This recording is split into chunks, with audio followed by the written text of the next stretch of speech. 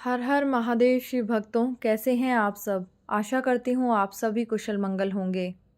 कई बार आपने लोगों को कहते हुए सुना होगा कि इस पर शनि की साढ़े साती है, इस पर शनि की ढैया है, इसलिए इसका काम नहीं बन रहा, इसलिए इस पर कर्जा है। तो चलिए जानते हैं इन सब बातों के पीछे का रहस्य। शनिदेव ने बताया कि किन लोगों को मैं कंगाल कर देता हूँ और किन लोगों को धनवान। तो चलिए जानते हैं इसके पीछे का रहस्य। एक बार स्वर्गलोक में शनिदेव और माता लक्ष्मी में बहस छिड़ गई थी। लक्ष्मी जी बोली मैं बड़ी हूँ और शनिदेव बोले मैं श्रेष्ठ हूँ। दोनों के बीच जब निर्णय नहीं हो पाया कि दोनों में से श्रेष्ठ कौन है, तो उन्होंने धरती लोक पर किसी ईमानदार राजा से अपना फैसला कराने का निश्चय किया। उन दिनों धरती पर प्रयागराज में एक श्रीनिवास नाम के राजा रहते थे। वे अपने न्याय के लिए दूर दूर तक प्रसिद्ध थे। शनिदेव और माता लक्ष्मी राजा श्रीनिवास के पास गए और झगड़े की वजह बताई कि हम दोनों में यह सिद्ध नहीं हो पा रहा कि श्रेष्ठ कौन है, कृपया आप ही हमारा निर्णय कर दें। शनिदेव और माता लक्ष्मी की बात सुनकर श्रीनिवास बहुत ही बड़े धर्म संकट में फंस गए कि दोनों में से किसको बड़ा कहा जाए। यदि शनिदेव को बड़ा बता दिया तो माता लक्ष्मी रूठ जाएंगी, माता लक्ष्मी रूठ गई तो हमारे राज्य की सारी धन वैभव संपदा नष्ट हो जाएगी। यदि शनिदेव रुष्ट हो गए तो शनिदेव अपनी दृष्टि से सब नष्ट भ्रष्ट कर डालेंगे। राजा जब किसी नतीजे पर नहीं पहुंचे तो शनिदेव और लक्ष्मी जी उन्हें एक माह का समय देकर चले गए और कहा कि हम एक माह बाद आएंगे, तब तक तुम सोच विचार कर लो। उनके जाने के बाद राजा की रातों की नींद हराम हो गई। वे हर क्षण इसी बात को लेकर चिंतित रहने लगे कि एक माह के बाद जब शनिदेव और माता लक्ष्मी आएंगे तो वे किसे श्रेष्ठ बताएंगे, क्या निर्णय देंगे। उनके सामने स्थिति बहुत ही विकट थी। वे जानते थे कि एक को बड़ा बताएंगे तो दूसरा नाराज हो जाएगा, उस पर उनके राज्य पर बहुत बड़ा संकट आ सकता है। राजा की राजश्री नाम की एक पतिव्रता रानी थी। पति को अत्यंत चिंता में देखकर रानी ने पूछा, महाराज आप किस बात को लेकर परेशान हैं, कृपया आप अपना दुख हमसे कहिए। राजा ने अपनी पत्नी को सारा हाल सुनाया।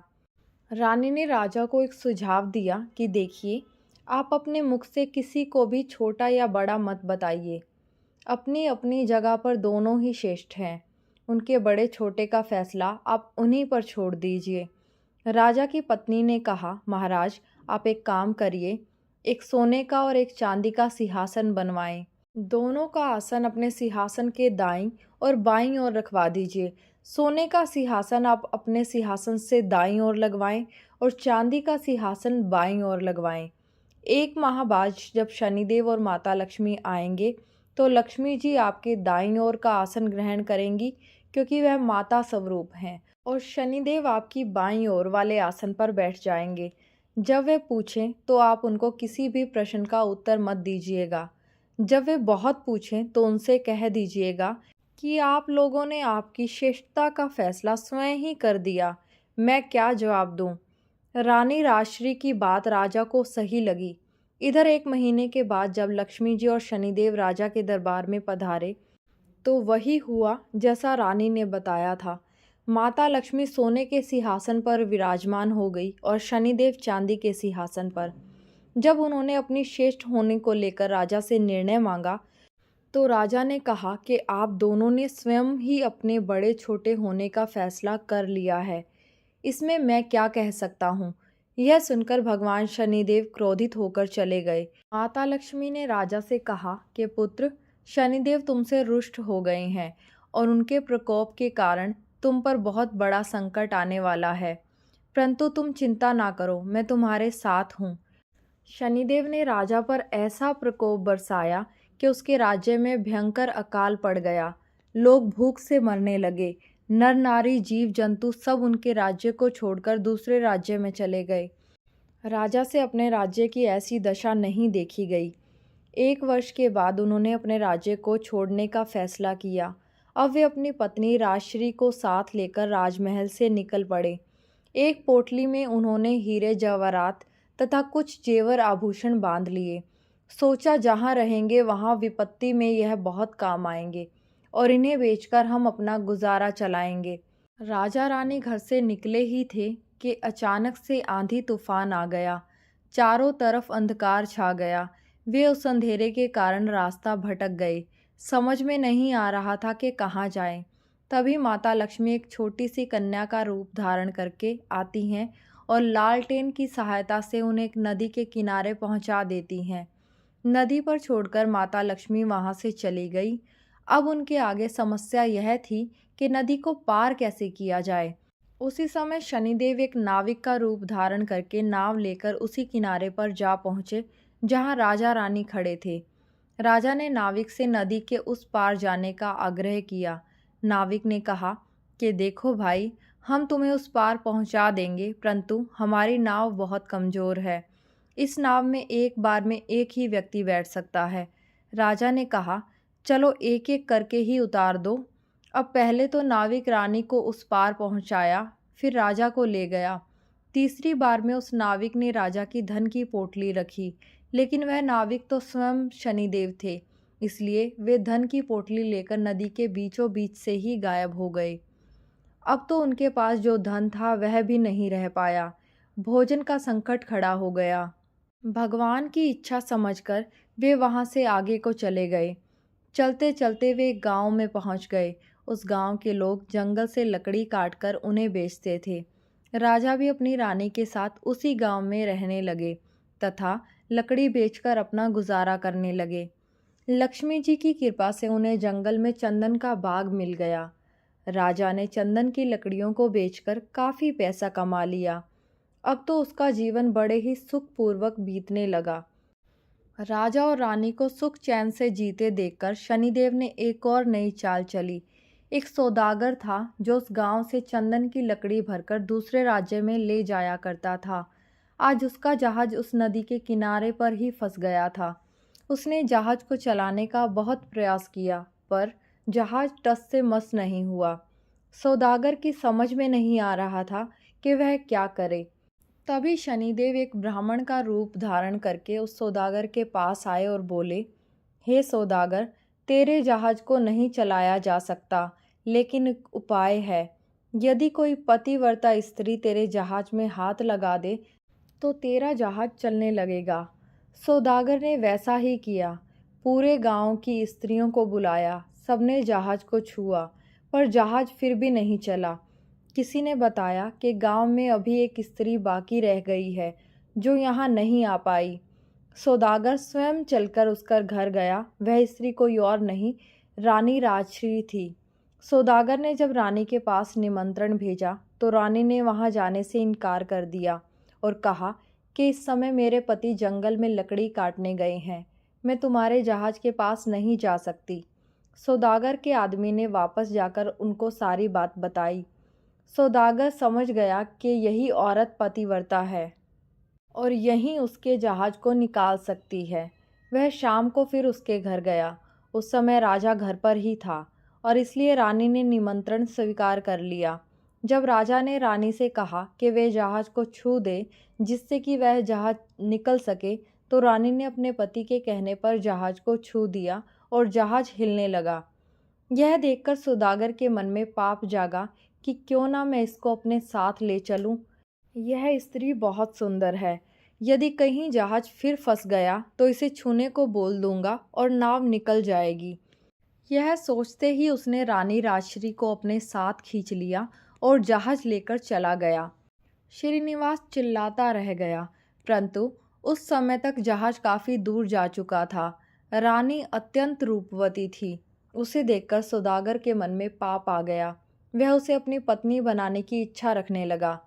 रानी ने सौदागर की छेड़छाड़ से तंग आकर सूर्य देवता से प्रार्थना की कि उसे अपनी रक्षा करने के लिए कोड़ दे दे। उसकी प्रार्थना भगवान सूर्यदेव ने सुन ली।